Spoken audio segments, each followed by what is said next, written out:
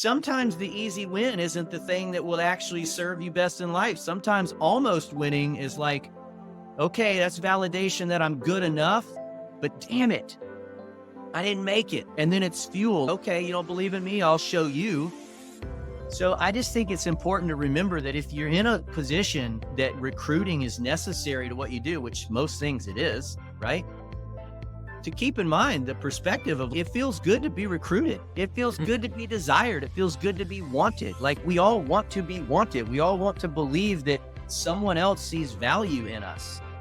Yeah. So from a place of enrollment, right? Which I believe that enrollment is the polar opposite of manipulation.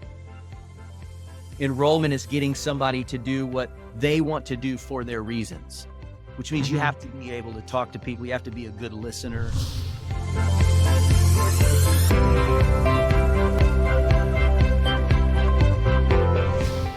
Welcome, fellow entrepreneurs and goal getters, to Entrepreneurial Elevation, Unleashing Greatness Within, with myself, your host, Kelly Beveridge, and my special guest today. I am so stoked to have him here. He's a buddy of mine, Nick Weinacker. And so Nick's chiming in from Florida. He is a retired professional wakeboarder, and he's married to a super badass who is also a retired professional wakeboarder. They have 2 kids together. They're oh yeah, you can see if you're watching the video, he's showing you a poster of himself on the back wall there. Well, I was no, like, that's her. That's Sonja over there. oh, okay. Turn your camera a little bit more. We can't see. There we go. Okay, Yeah. there she is. Yeah. So he's got a picture of both of them. How cool is that? Yeah, And the my cool favorite. thing is, well, your kids are also athletes. You got 2 teenagers who are following in your footsteps as athletes, which is awesome. Nick is also a professional network marketer. He's got some other investments in business as well. So he's a successful businessman. And we have traveled lots together. I know Nick really well. We've built business together. We've toured South Africa together. He's just awesome. We call him Captain Fun because he's just that guy that brings the energy. He's genuine. He's lovable. He has a huge heart. And I'm just super stoked to have him here today. So, Nick, I'm so happy to have you. Welcome on my podcast today. I'm so excited to be on your podcast. This is my first podcast of the year.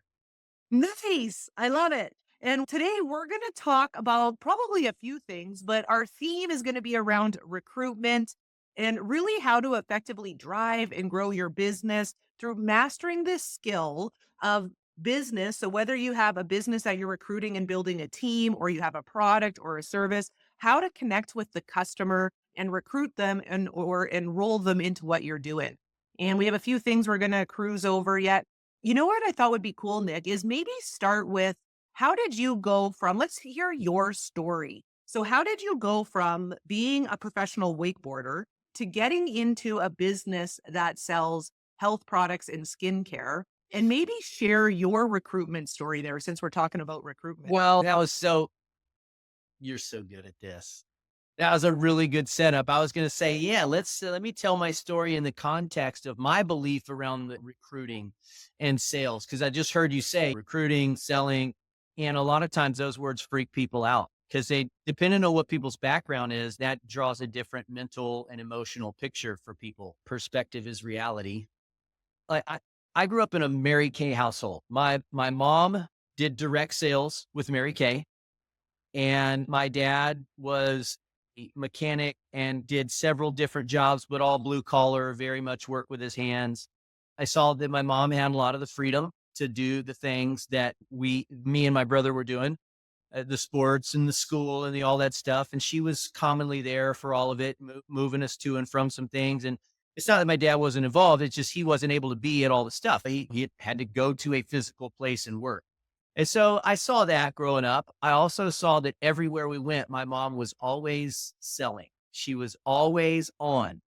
Like if we would go to dinner or go to food somewhere, and her thing was, if I'm going to give you money, I'm going to ask for money in return. If you're going to serve me and I'm going to tip you and I'm going to pay for something, well, I've got a product in a business that you might be interested too. I'm at least going to ask for the business. And so I thought that was cool. So it wasn't like cringy to watch my mom try to sell and do that. It was just like, okay, I was learning by observation. And then I started wakeboarding at 14 years old. And I started competing at 15. And then I started traveling to go to competitions at 16 years old. I came down to Florida for an event By 19, I was top 20 in the world in the junior tour, and it was time to go pro. And I got invited to move to Florida to run a wakeboard school with a very successful family. If you're watching this and anything about water sports, the Bonifay name, my mom had introduced the Bonifay parents way back in like the 70s when they were all at Disney World skiing together.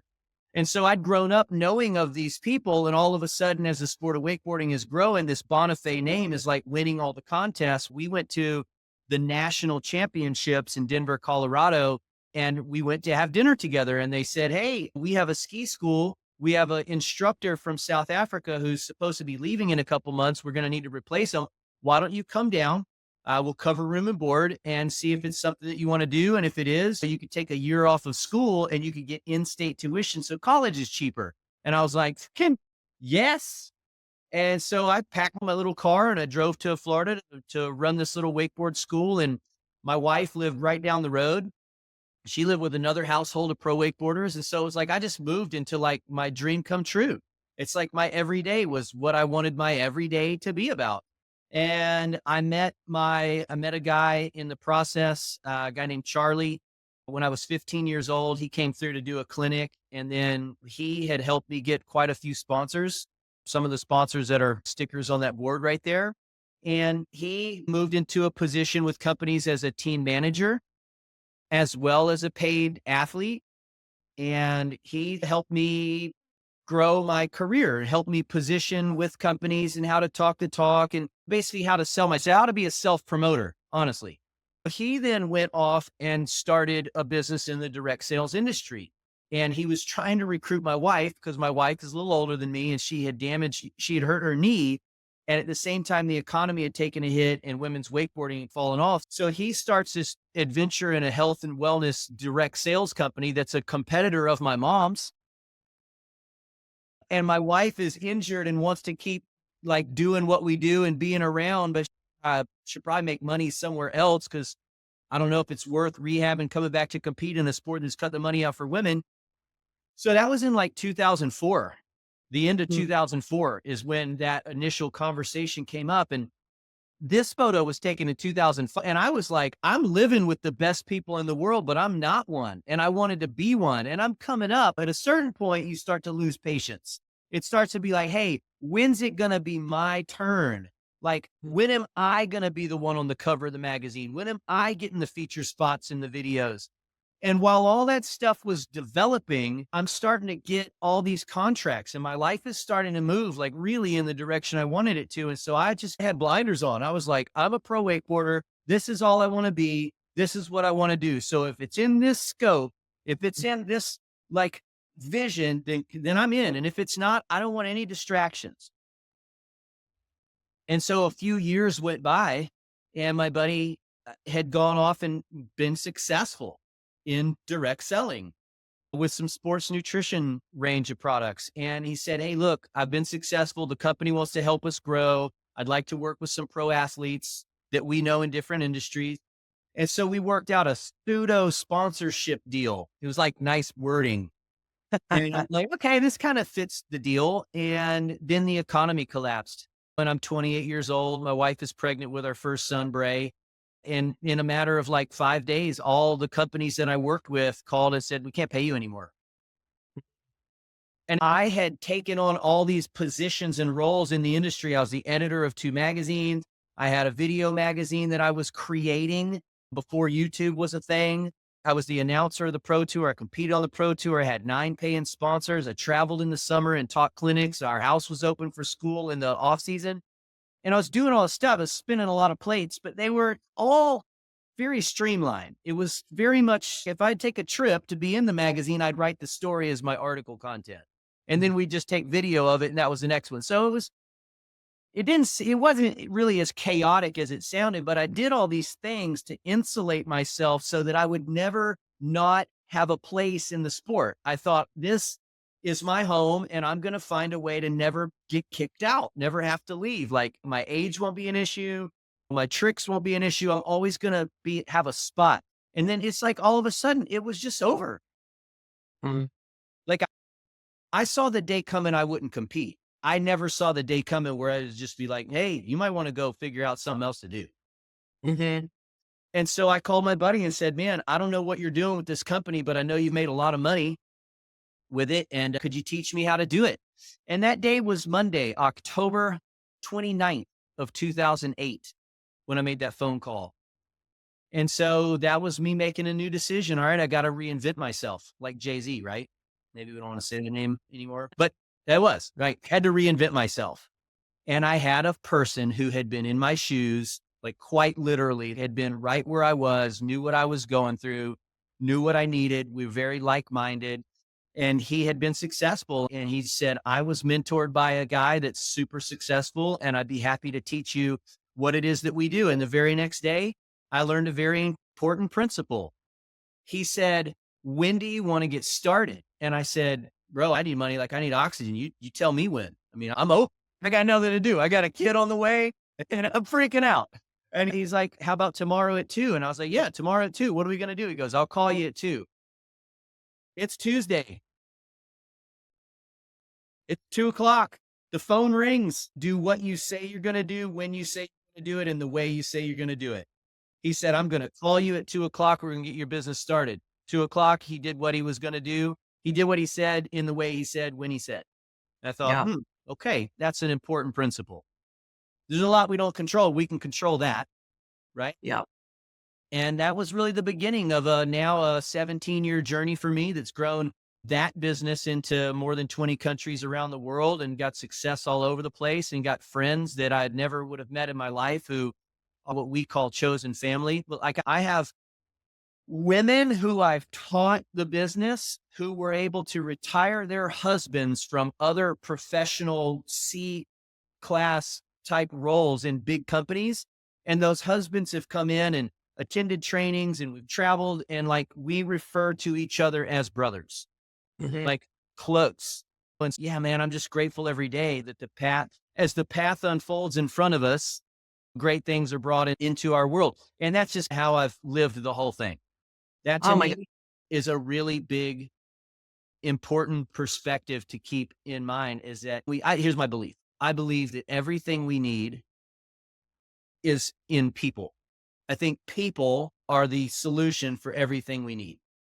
Mm. Someone out there has something that you or I need.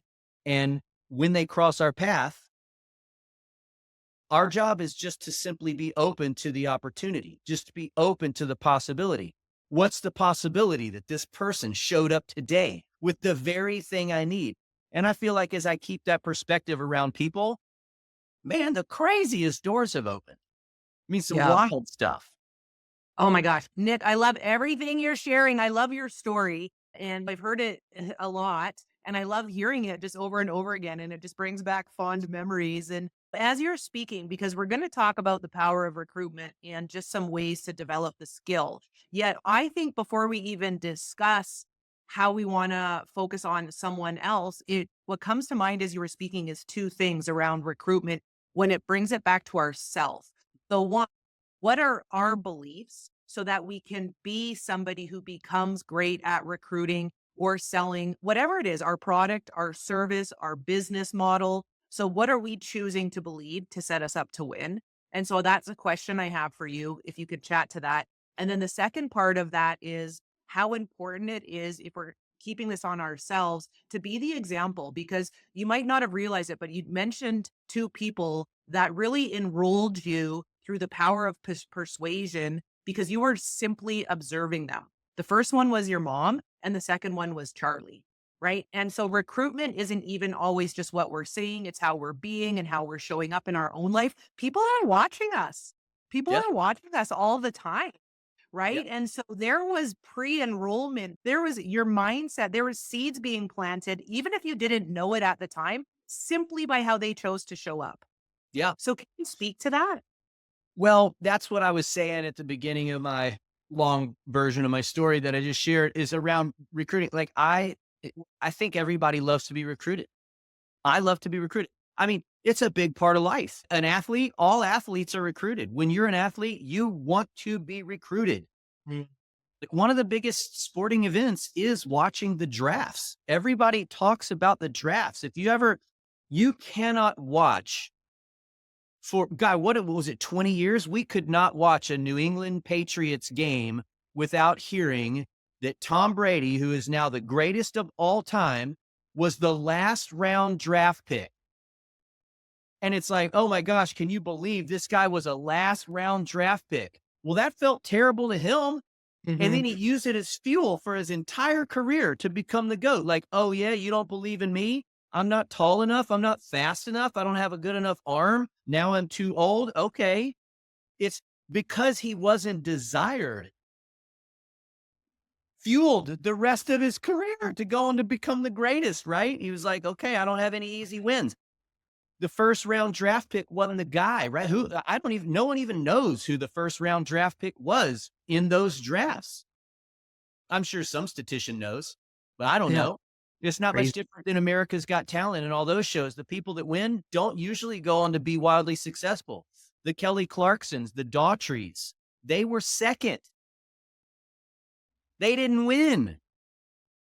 Sometimes the easy win isn't the thing that will actually serve you best in life. Sometimes almost winning is like, okay, that's validation that I'm good enough, but damn it, I didn't make it. And then it's fuel. Okay, you don't believe in me? I'll show you.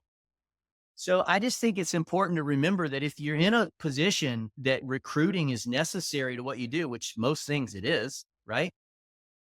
To keep in mind the perspective of it feels good to be recruited. It feels Mm. good to be desired. It feels good to be wanted. Like we all want to be wanted. We all want to believe that someone else sees value in us. Yeah. So from a place of enrollment, right? Which I believe that enrollment is the polar opposite of manipulation. Enrollment is getting somebody to do what they want to do for their reasons, which means you Hmm. have to be able to talk to people. You have to be a good listener. We can talk about some things that we've invested time and money in to do that. Some we'll come back to called 6 step. You got to be a good listener. You got to know how to ask people questions so that you can learn what it is that's interesting to them, learn where their pain is, learn what they're looking for, and figure out if you have a path to that. And if you have a vision that they can get caught up in. So I think recruiting I love recruiting and sales. A lot of people have a negative association with sales because their thought is that to be good at sales, you have to be pushy. To be good at sales, you got to be a little slimy. To be good at sales, you got to lie a little bit. To be good at sales, you got to be a little dishonest and a little aggressive. When I ask people, hey, tell me about a time when you were sold something that you didn't like. And it's like always a car. It's always cars. It's like never houses. No one's ever like, well, when we bought our house, the real estate agent was so pushy. That's because real estate agents are forced to learn interpersonal skills. They learn relationship selling. Hmm. Car salesmen are not the same because they'll say it, man, if somebody walks on that lot, you're most likely not going to see them again, but they walked on for a reason. So give it everything you got. You probably won't ever see them again. But in real estate and other businesses, direct selling being a main one, you're going to see them again. You're going to see them over and over and over again. So just important to keep in mind timing, personal timing. An individual is recruitable when they are in a place of transition in their life, when they become aware, they're like, hey, what I have may be great, but I'm looking for something else. And when they're looking, then it just becomes fun.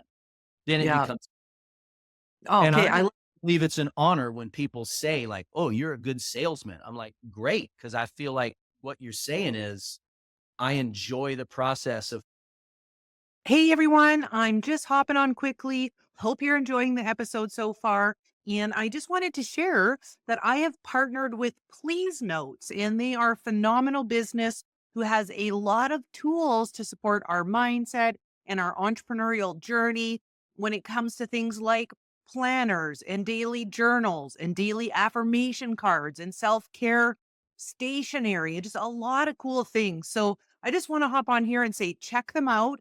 If anything interests you and you decide to purchase, you can get 15% off through using the code Kelly, Kelley. So just click the link in the show notes of this episode. It'll take you to their website. You can see what they have. And if you put in the promo code Kelly, Kelley, you'll get 15% off. I'm currently using right now this journal. I love it. It says, I am capable of wondrous things. And I use this on a daily basis. It's guided. So you can see here, I've been using it. Yeah, you open it up and it gets your mind thinking about different things. It asks you about your goals. It gives you some prompts on what to journal on. And then on a lot of the pages at the very bottom, it's got different quotes just to spark your creativity and your mindset and solution mindset around what's possible for yourself. So just wanted to hop on and say, please notes, phenomenal, phenomenal business that I've partnered with, and just go and check them out. All righty, back to the episode. Of finding what's important to a person and helping them get a solution to it. Yeah, and that's it right there, right? And I love that you brought up all the energy that people have towards sales and recruitment, because that isn't what we're talking about here, right? That's what not to do. Yeah, And exactly. that's how not to be.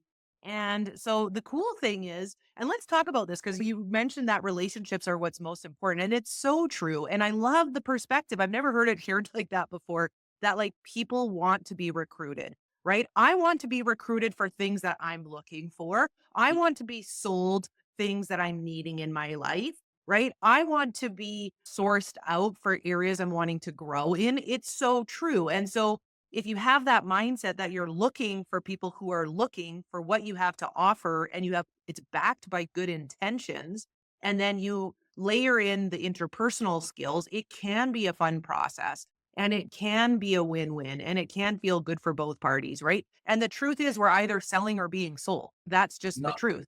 And so let's talk about this. You brought up 6 step, a framework both you and I know, and you brought up the term enrollment. And I love that you did that, because that really is the key difference. And so share with me, if we're talking about meaningful conversations, what are some tips for having effective conversations that mm, build trust, that naturally lead to enrolling people into your product, service, or business?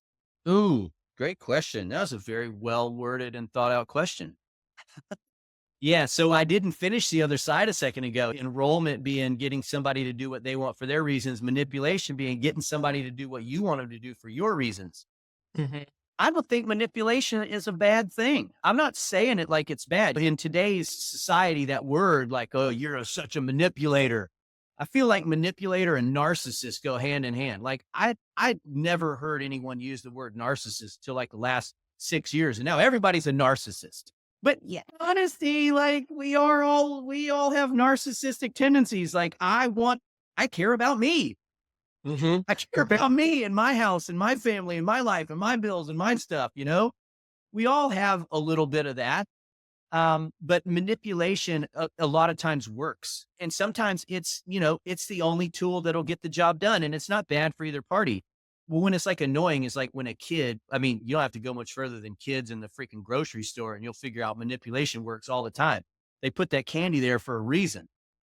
There's giant profit margins in that candy, and you will watch a kid become an absolute lunatic, throw themselves on the ground, screaming and crying for a freaking Kit Kat or whatever it is. And the parent will go from like, yeah, honey, we don't need that to like, you put your ass in this, yeah, and you buy the piece of candy because you just, please stop acting like an idiot. Can work sometimes when people aren't aware, but I find like if you manipulate people to do something, a lot of times they come back later and it's like, did I really want to do that? And maybe they didn't. And so you find yourself reselling and reconvincing and having to remotivate people when it wasn't really, they don't believe it was the right fit. So tactically, so my perspective on this is that if another person believes that I know what they want, that they will be willing to do what I tell them to do to get it. So like Kelly, if you feel like I really know if you know that I know what you want, then it's like, well, Nick's only telling me that because it's going to get me what I want. Mhm. So got to learn some ways to do that. And yeah,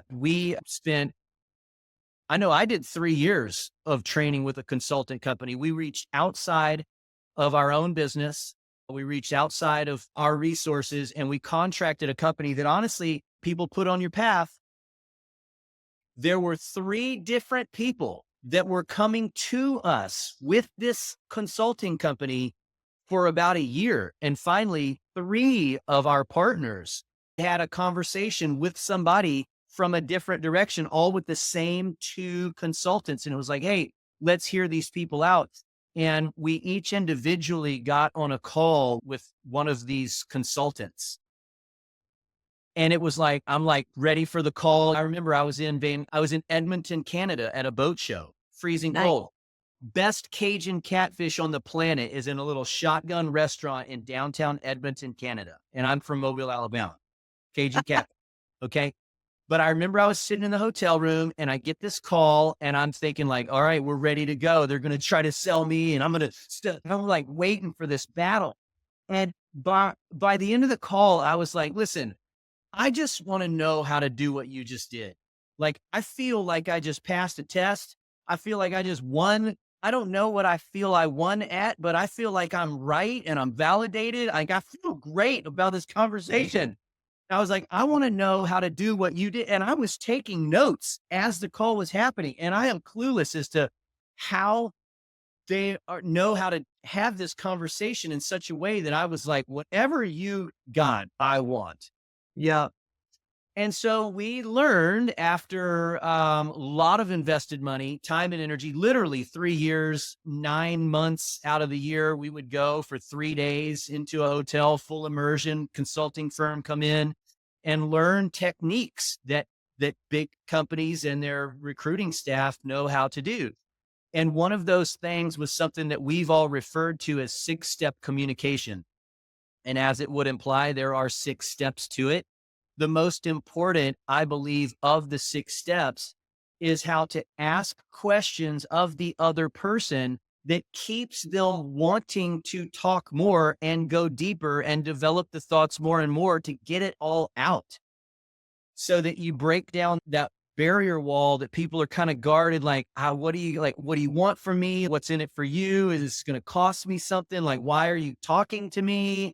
Like, why am I talking to you while I'm sitting here in the car line when I could be doing, and to get that wall down and have people, to have people reach a point where they say, I don't even know why I'm telling you this, man. I don't tell anybody these kind of things, but I just feel like, I don't know, it just feels like you understand me. And so that technique is a technique of asking a leading question that's like, hey, look, and my lead in always is very similar. I found I don't need to reinvent the wheel. I just ask people, hey, I'm just meeting you now. Tell me what's most important to know about you. Now, maybe I know them really well, and that would be like weird. What do you mean, what's important to know about me? I've known you for like 25 years. I'd be like, hey, look, man, catch me up. What's been going on? Tell me what's important to know about you and your life and your family right now. Mhm. Tell me about, and they'll start talking. And then all I'm doing is listening for where they have energy on what they're talking about, whether it's an up energy or whether it's a down energy. Both are good because people make decisions based off emotion. I'm just trying to figure out what's got people emotionally invested right now. Last night, I had a phone call with a very long time great friend, and it was down. It was really down. And I just, hey, well, tell me more about that. Tell me more about that. And things are not going very well. And they haven't been going well for a long time. They were, and then they weren't. And some decisions have led to other things that didn't go great. And I said, listen, I have a solution for you. I have answers to your problems, but right now is not the right time for you. I think you need to process. It's been a heavy day.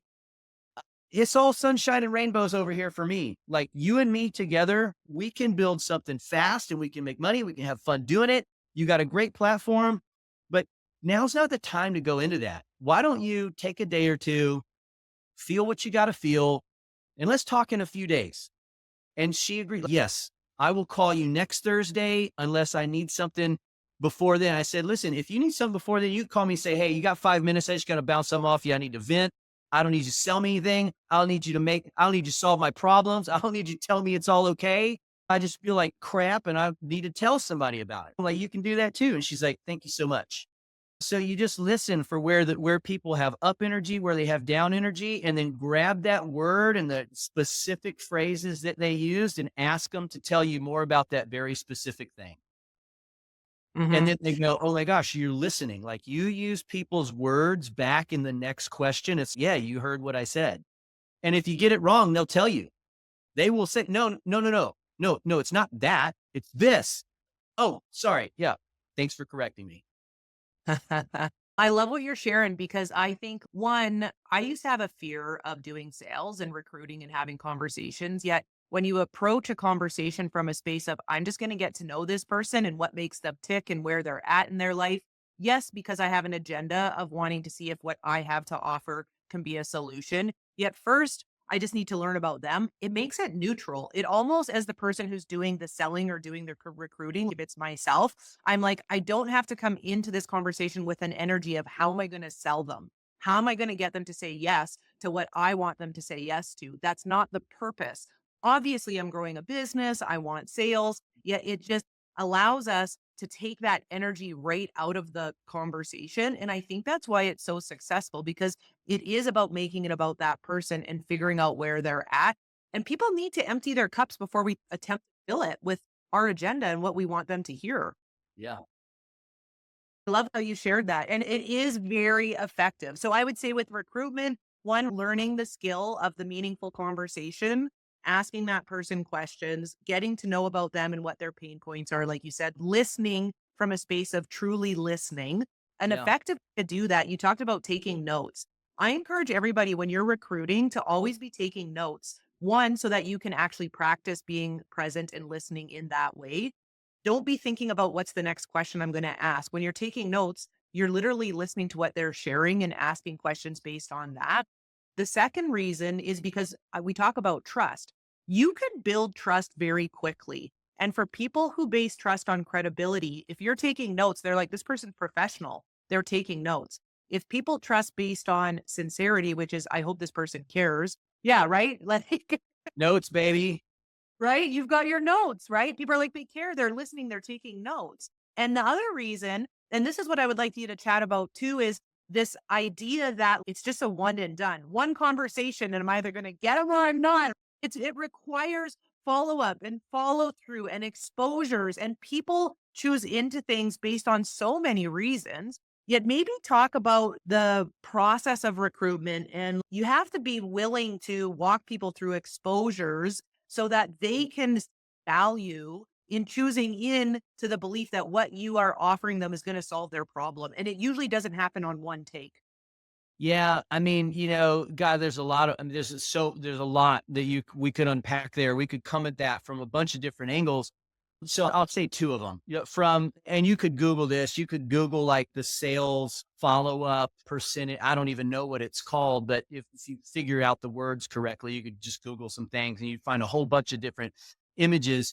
They Different consulting firms for decades have studied the processes of the consumer journey in all kinds of different industries. And what they found is pre-social media, this is important. I'll come back to that. Write that down in case I forget. Pre-social media is that the average human being needs 8 to 12 exposures to feel like they have enough information to be making a decision on their own behalf in their best interest. And it's less than 16% of all decisions are made up to 8 exposures and after 12.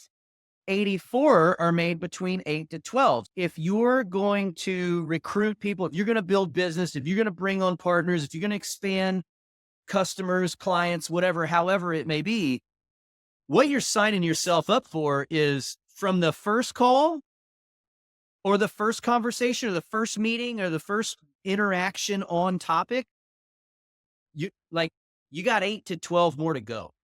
Mhm. And if you're not willing to have those 8 to 12 more experiences with that person, like if you don't like them enough, you don't care enough, you don't have the time, it's too arduous, it's boring, you don't feel good in the process. If you're not willing to go to those next steps with that same one person, you're going to need to do exponentially more where you're going to do 800 to 900 times more work hoping to get somebody that'll say yes on exposure 1 to 4. And it's like 95% of all salespeople in all industries with all products, with all different scenarios, 95, and it's like 94.4 do not follow up a fourth time. They Mhm. do 3, but 4 is like, I'm done. This person's not interested. 94% of people quit before they ever stood a statistical chance to win at the thing Mhm. they're supposed to love or be good at. Crazy. So that's one perspective where there's some real data there. Another perspective that I have on it is that 95% of people in life quit everything they do. Hell, 50% of marriages end in divorce. That's like the biggest commitment most people ever make in their life. And half of us don't get that right. So it's like if you, the average person stays at a job 3 years, 95% of people statistically quit everything they do. If you talk to 1,000 people and ask them the story of their life, you will see a common theme of every few years, stuff happens and people are on different cycles. My cycle's 12 years. Whew, these are long cycles. You know what I mean? But I found that I'm on a 3-year decision making cycle and I'm on a 12-year transformational cycle. And I can find now that I'm 44, I can see that I've done these things quite a few times. I've got some of my Mhm. own evidence now. So I just feel like, okay, if 95% of people quit everything they do, and this is going to be a relationship that's going to last a long time, I surely don't want to talk people into saying yes today. While I would like to get a yes today, while I would like to go back to my team and be like, I talked to 10 people today and 9 of them signed up and said, yeah. While I'd like that to happen, if I know 95% of people quit and I've just talked to this person, maybe this is the first time we're talking. Yeah, I might could tell them everything they need to know to let's get started today. But it just lights the candle on how fast they're going to quit. Mhm. Am I ready for that journey? Am I ready to walk with this person through the feelings and the stages that they're going to go through until they hit that dark moment where they feel like quitting? And now, do they play the blame game? Are they a victim? Were they raised with victim mentality, or do they have a growth mindset? Right? Or do they go to fear, or do they go to love and gratitude when stuff really happens? And like, how fast do I want to go on that journey with people? And so that to me is a really important part of bringing a new partner on to any business is okay, in some amount of time, I'm going to start to experience real life with this person. I'm going to get through these surface layers of what's going on there. We're going to get to know kind of the real person and do I like, am I ready for that journey with this person? Mhm. Yeah. So yeah, No. I wanted to say something about that. When I held up here, these notes, to dovetail from the last topic to the next one, this is, as Kelly would know, that this is a diagram of what we call 6-step communication. There's 6 elements to this. There's 3 up here in this keyhole, and there's arrows that go around in a circle because these 3 things can happen in a flowing fashion, can bounce from one to the other. It's flexible up here. And then there's 3 elements down here. And these get into where you actually are making an invitation to a person to explore actually on topic what it is that you have to offer, and then scheduling those next steps.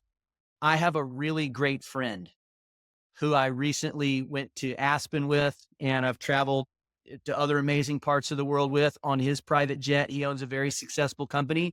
And on that trip to Aspen, we crossed paths with a 6th generation CEO of a very large company that sells product that my friend's company moves, like as a Mm. logistics transport company. Mhm. And so he said, man, that would be huge business for my company. He said, because you made the relationship there, I would be happy to pay you a commission on that business as it comes in. And I was like, how would that work? And so we started exploring this new liaison affiliate type of opportunity that just crossed my path. Yeah. When I tell you the real story and show you the photos and videos, it'll blow your mind. It's mind blowing. It's like, come on, this can't be real. Like you couldn't script it for a movie better, right? And so I thought, okay, if that opportunity is on the table, where else do I have opportunities like that with people I know? So let me learn a bit about this new business. So I hosted the president of a multi-billion-dollar company with 20 plus years of experience in the industry with a sixth generation CEO of a multi-billion-dollar company. And I'm sitting here in the middle. We're on conference call. I draw out my 6-step diagram and I'm taking notes on the conversation as it's happening. I'm writing down what the president is saying. I'm writing down the answers that are coming from the other guy, and I am figuring out where we are in the conversation. I'm drawing arrows back and forth for my own reflection later. That is when you say take notes, I'm a practitioner of it right here. I have the diagram so I can stay on track. And then I take the notes so that I'm able to listen without the bias of how fast am I going to come back with a rebuttal. I'm not afraid of, am I going to forget what you said? Or am I going to forget that point? I'm writing stuff down and I'm circling energy words where it's up and where it's down. And I'm able to come back to things and share stories on topics. Oh my gosh, you've just shared so many great things.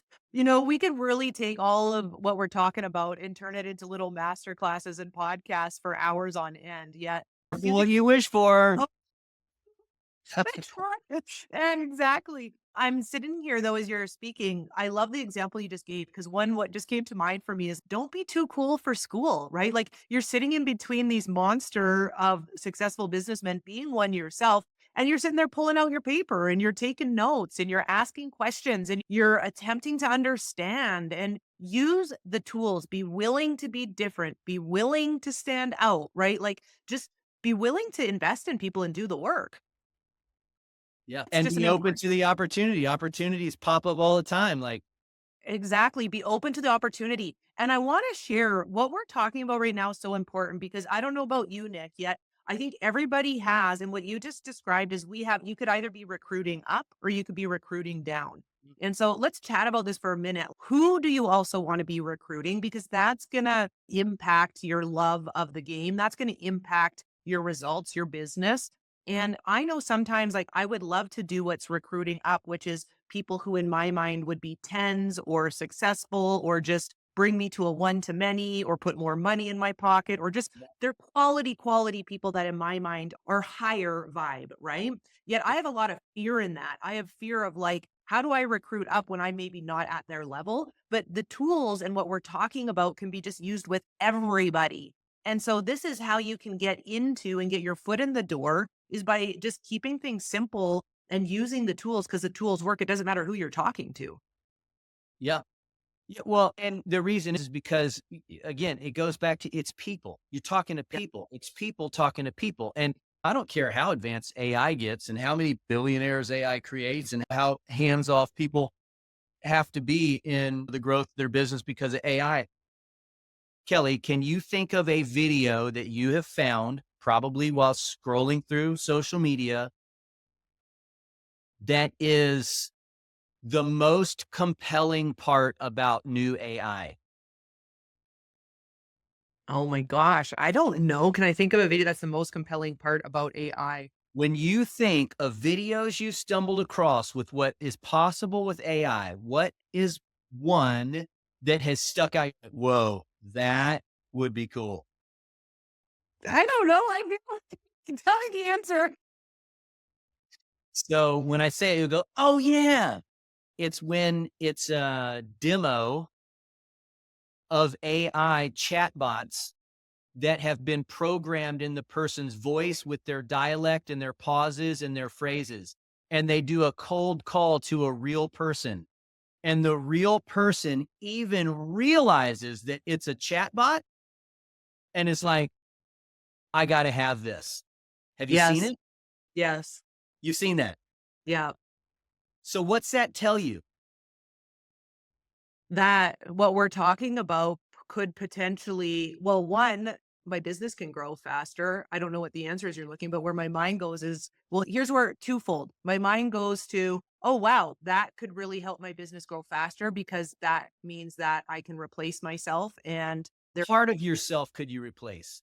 it's never going to be authentically me. So that's where I'm like, it goes twofold, right? Like I'm like, my first mind goes to cool, I could grow my business faster. But then the second part goes to, well, but nobody actually can replace me and do what I do and connect with a person the way I connect with to help that person solve their problem in a way that I actually would to grow my business. So like I So kind of so like much where you're so going. so so what you're saying is, doesn't matter how amazing AI gets, people are never going to want to do life without other people.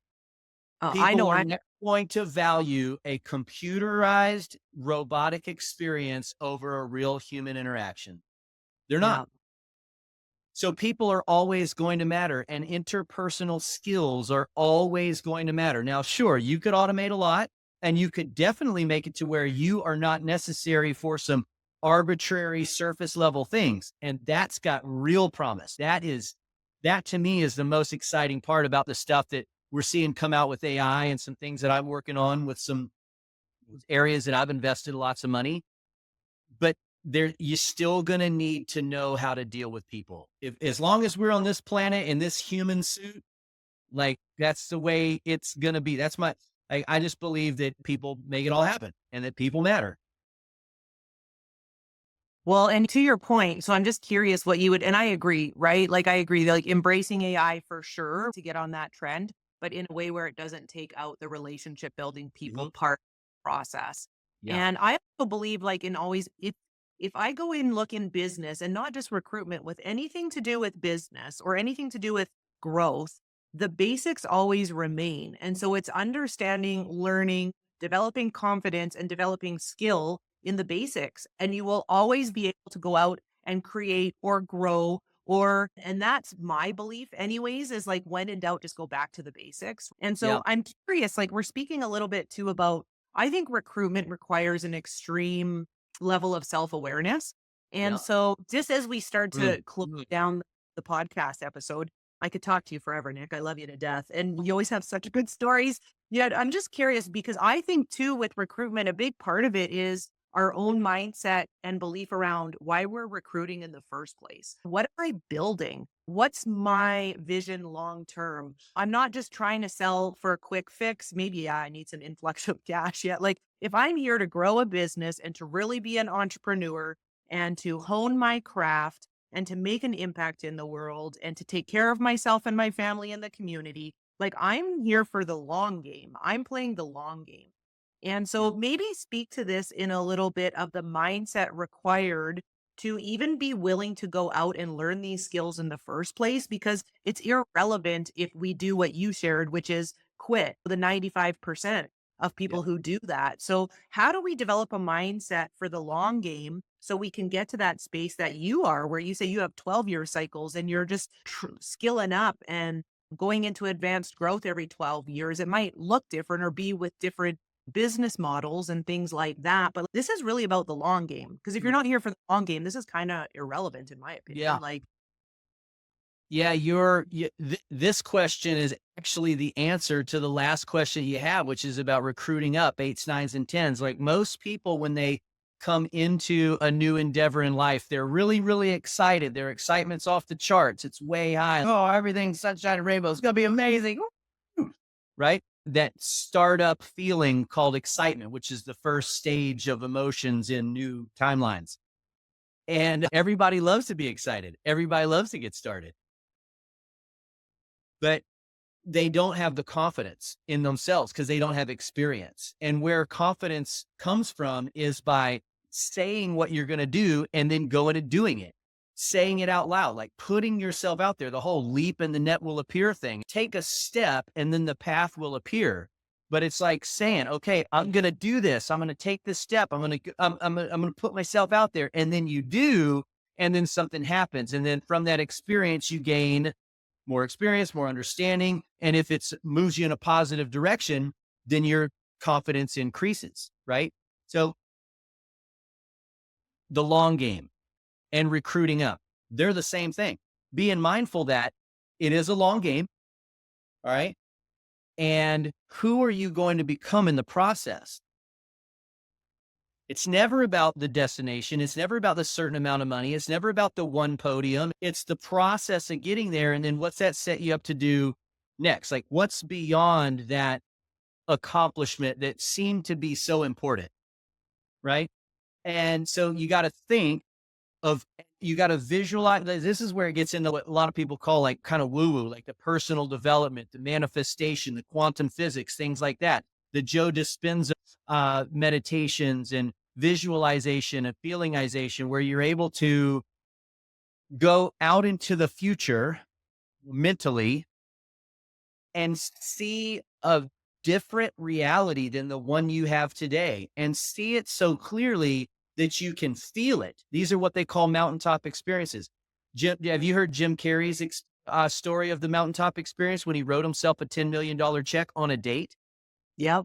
And then it was Dumb and Dumber and it happened. Yeah. It sounds crazy until you've done it. And when you've done it and you've experienced it, you're like, there's no one will even believe this. This is almost unbelievable. So it's doing that. It's going out into the future mentally and spending time and energy investing in feeling what it's going to feel like when you have become the person required to accomplish the thing that you need to do. Mike Tyson talked about it, right? Mike Tyson talked about the heavyweight champion of the world, the guy who gets to wear this belt, didn't just show up on that day and win that event. He was becoming that. You got to be the champion before you get the belt to be the champion. And then he also is famous for saying, everybody thinks they're tough until they get punched in the mouth. We all think we're tough. And entrepreneurship's going to be amazing until you get punched in the mouth. And you go out there and it doesn't go so well. You're like, that didn't feel good. Totally. So it's like, so you go, okay, what are the attributes of the ideal person who I want to join me in my business and my life? And you can write all those down, all of those attributes. And then you go, am I those? Which of those am I? And which of those do I need to become? And when I become those things on that list, those people will show up. Yeah. I love it. Because I believe frequencies, our vibe attracts our tribe. Like when you start and you're excited, you got this startup excited Labrador retriever energy, but you got no confidence, you're going to naturally attract people that like that energy is like cool to them. Those are not normally the people who have stick-to-itiveness, that actually will have the grit to go through something long term. And it's a process. As you increase as your confidence increases to match your energy, you go back to work and you go talk to more people because now you've come up a level and the people that are attracted to that now are a higher level. So it's not just something that you can do passively. You got to do it actively. You got to focus on it passively in the off time, and then you got to actually do it. And that's a thought that I had, I wanted to talk about on this call or on this podcast is, gosh, I lost my train of thought as I was trying to explain. I lost it. You were just talking about actively and passively. So like actually going out there and doing it. And So the motivational speaker world, the success coaching world, the life coach world, right? Which you're very familiar with. A lot of times people will reach a place that they go, okay, I don't really like my outcomes right now. And maybe they're good. And this is a thing, like a lot of times the outcomes are really good. Like people are winning, but they're still looking at it. And like from the book Gap and Gain, they're looking at what's going on in the gap. They're not measuring the gains necessarily. Or maybe they are measuring the gains and they're like, these aren't good enough. Yeah, they're great. And I'm grateful for where I've come in the process. And I can see I'm moving forward, but man, something's got to get, I got to get that breakthrough, man. Like I got to reach that next thing. And so people will a lot of times dive into personal development because it's got to be me. Like I'm the common denominator. And that is the truth. We do create our reality, right? Our choices over the long term we're responsible for where we are all the time, like it or not, right? The game of 3 rules. One of my 4 main guiding tenets is the game of three rules, which we can go into in a master class, right? But that a lot of people will dive into personal development and it all sounds great and it's all motivating and all that, but they go back to a vehicle that does not have the mechanics in it for them to actually activate those new personal development things that they're learning. You can go walk on fire, but you come back to a salary job that the cap is $56,000 a year. It doesn't matter how much metal you bent with your throat or how much fire you walked on. That vehicle is not going to allow people to actually really grow into their unlimited potential. So the vehicle that people choose is really important. I agree. And I wasn't sure if you were done speaking, so I was just pausing for a sec. I was But pausing on my own to see if there was another thought I had there. I didn't. I'm empty. I'm empty of thoughts on that. I didn't think it was possible. No, I love it. You know what, Nick? Oh my gosh. I'm so glad I asked that question. And everything you just shared, in all honesty, is what I wanted you to say and what I wanted everybody to hear. Just the power of transformation and investing in yourself and investing in other people and playing the long game. And the only way that you're going to grow and get better at any of this is to be in the trenches and to be out there doing it. Right. And so I just appreciate you so much. I'm curious, Nick. I have a few last questions, but before we wrap up, where can people find you? Because people are just getting a taste of you on this episode. But like everybody, you've got to follow Nick. He lives such a cool lifestyle. He's an awesome family man. His family's always up to cool things. His kids are inspiring. And you're just so fun to be around, Nick. You got so many great things to share and to do, and you impact people's lives just by how you choose to show up. And so I want people to follow you and know more about you. So where can they do that? You can find me in a van down by the river.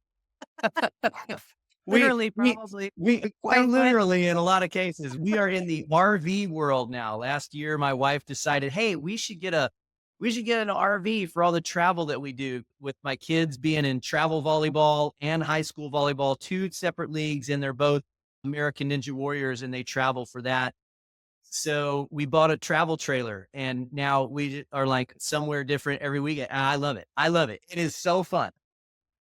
But yeah, you can. Speaking of American Ninja Warrior, my son Bray. I don't know if you know this, Kelly, but Bray got on the main show. He was on the junior show back when he was 12, and now he's on Wow. the main show. And so the new season, season 17, comes out in June of this year, June or July of this year, and Bray will be the season. He's supposed to be like the season opener, like the premiere episode. So it's gonna be So, awesome. oh, that's awesome. Yeah. So you can find us there. And that's one place. But yeah, I'm Facebook, Instagram. Those are two places to find me. On Instagram, I'm the NIC. On Facebook, I'm Nick Weinacker. And then I also have an Instagram page dedicated to living life with the kids. It's called Champion Moments.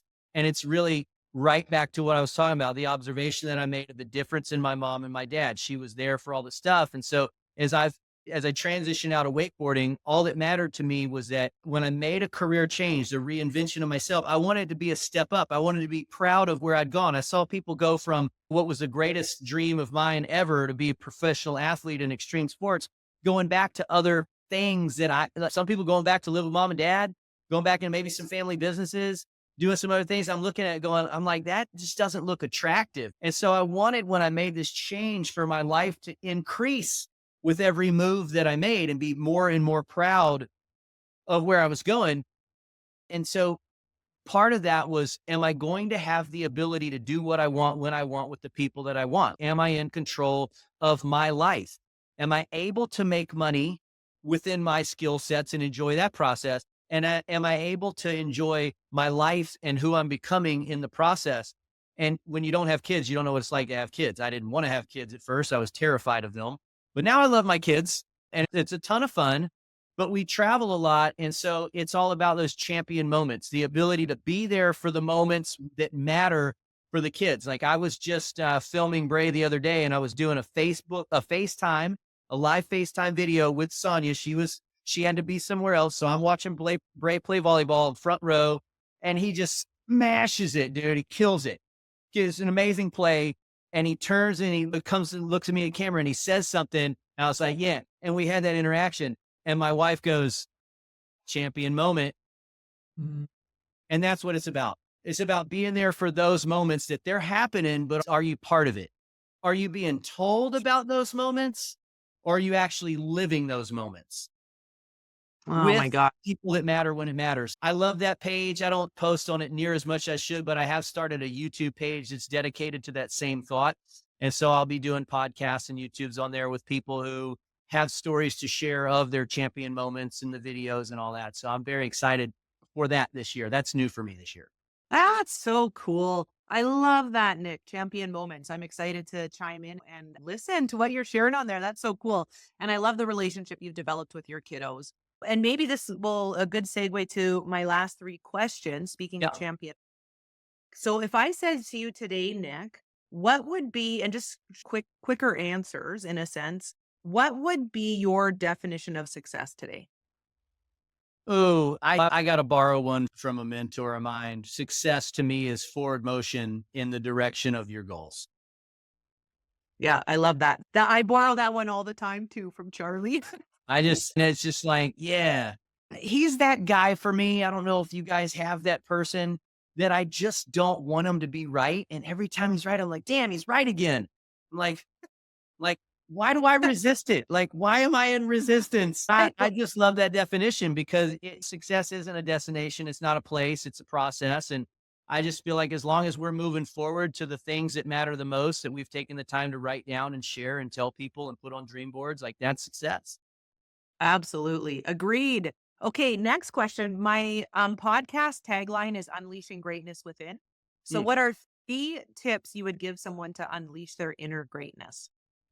Game of three rules. That's the perfect question. Game of three rules. The past is perfect. Everybody's doing the best they know how, including me, with the given set of tools that I believe I have in the moment. And I'm 100% personally responsible. Meaning, if it is my responsibility to have done something or to do something, then that's my responsibility. And the result or the lack thereof, it's 100% on my shoulders. Nobody to blame but myself. If I like it, awesome. If I don't like it, I'm the one to blame. And so I can do something about it. If I don't like it, great. I'm the one that can do something about it. And if it's not my responsibility or never was my responsibility, I don't have to play hero. I don't have to go clean up other people's mess. I don't have to sacrifice my time and energy to fix other people's problems that were not mine or of my creation. So the game of three rules is like life. I love it. I love it. Okay, last question. What would be a call to action you would give the listeners so they're listening to our episode, they hop off. What could they implement this week that would set them up for success when it comes to recruitment? What's one thing that they can do? Oh, to recruitment? Well, okay. So there's going to be a couple things. Number one is going to be immediately write down. If we're talking about recruiting people, immediately without going to Facebook, without going to your phone, without going to any kind of prompt of any sort, not a former list that you have, immediately write down the names of people who you are intuitively thinking about. That's huge. Write them down. And just keep writing down as many as you can think about. That one thought leads you to the next person, to the next person, to the next city, and the people you know there, and the things that you did there, and who else you did that thing with. And develop the network of people that you've had experiences with that you feel good about from an intuitive place, not from a list telling you who you have access to. That one never feels as good. So that's number one, write a list. Number two is to block off time to actually intentionally connect with those people on purpose. If it's 30 minutes, great, it's 30 minutes. If it's 5 hours on Saturday, okay, that's a big chunk of time to do that kind of work, but whatever. Block off a time where you're actually going to make those attempts at communicating with those people. Those are the two main things. Absolutely. Oh my gosh, I love it. Okay, Nick, Three. Oh, sorry. I will leave you with three, which I think is probably the most important. This is, I think, for everything. The story's got to work. We're always we are living in a reality TV show. Our life is just one big reality show. There's stuff that hasn't happened yet. It's going to happen out in the future. And the question is, are you telling a story that serves all of it, because it's all just a story in the first place. So what's your story? What is the story that you have to tell people about where you are and what you're doing and why you're doing it and how this happened and what's in it for you and what's in it for them in a concise way? What's that story that you can take to market that you're able to say to somebody, hey, listen, while I've got you and I just got a few minutes, I got to share something with you. I'm working on a new project that I'm really excited about. And here's the story, 30, 60, 90 seconds max. And bam. And that's what you have to tell people. And that is what you have to talk about. And at the end of that story is an invitation. Would you like to know more about this? I could tell you more and it would be benefit to you. Would you want me to tell you more? That's it. Yeah. So you're not winging it. You're not just like flying by the seat of your pants saying whatever comes to mind when you find yourself in that conversation where the person might be the person to talk to. And now you're like, I gotta say it now. I gotta say my thing. So awesome. I love it. So make your list, right? Carve out time, know what you're going to say, be intentional, and then get into meaningful conversations with people, know what they want so that you can share how you can help them and just build those relationships over time. And And then Nick, do what you said you're gonna do when you said you're gonna do it in the way you said you're gonna do it. yeah, huge. And Nick, you're a master at this. I just appreciate you. I love you. I miss having conversations with you. Thank you so much for being on my podcast. I'm very excited about this podcast. And when you asked, it was a yes. I just think that's a great principle. Say yes and figure it out later. That's awesome. I appreciate you. Thanks for being here. And everybody, go and check out Nick and go and check out his champion moments page too with his kiddos, because I know that's where you're going to see his heart in full effect. So just Nick, thanks for being here today. Appreciate you, buddy. Thank you. Oh my gosh. I just love having Nick on. I love my podcast because I get to include my friends as guests who are successful and just amazing and doing cool things. And as you can tell, Nick is just a fun, cool guy. Definitely check him out, follow him out. We call him Captain Fun for a reason.